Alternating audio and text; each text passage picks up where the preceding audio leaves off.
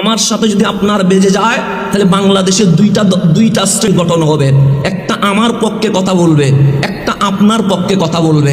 এই পক্ষে মারামারি করবে, কিন্তু একজনকেও দেখলাম না, কেউ বলে নাই যে অমুক পক্ষে না, অমুক পক্ষে না, দলিল যেদিকে আমরা সেদিকে যাব, এটা কেউ বলে নাই। তা যার কারণে ব্যক্তিকেন্দ্রিক ইসলাম হওয়ার কারণে আজ শিক্ষিত সমাজ আমাদের উপর বিরক্ত হয়েছে।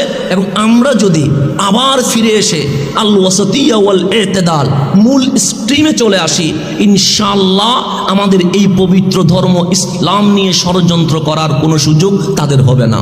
আমাদের ইসলামের ইতিহাস তো বেলালের ইতিহাস, আমাদের ইসলামের ইতিহাস তো খালিদ বিন ওয়ালিদের ইতিহাস, আমাদের ইসলামের ইতিহাস তো সালাউদ্দিন আইয়ুবের ইতিহাস। এটা তো ইসলামের জন্য রক্ত দেওয়ার ইতিহাস। কিন্তু এখানে বিক্রি হয় কেমনে? তখন বুঝলাম যারা জন্মগত মুসলমান, শিক্ষাগত মুসলিম নয়,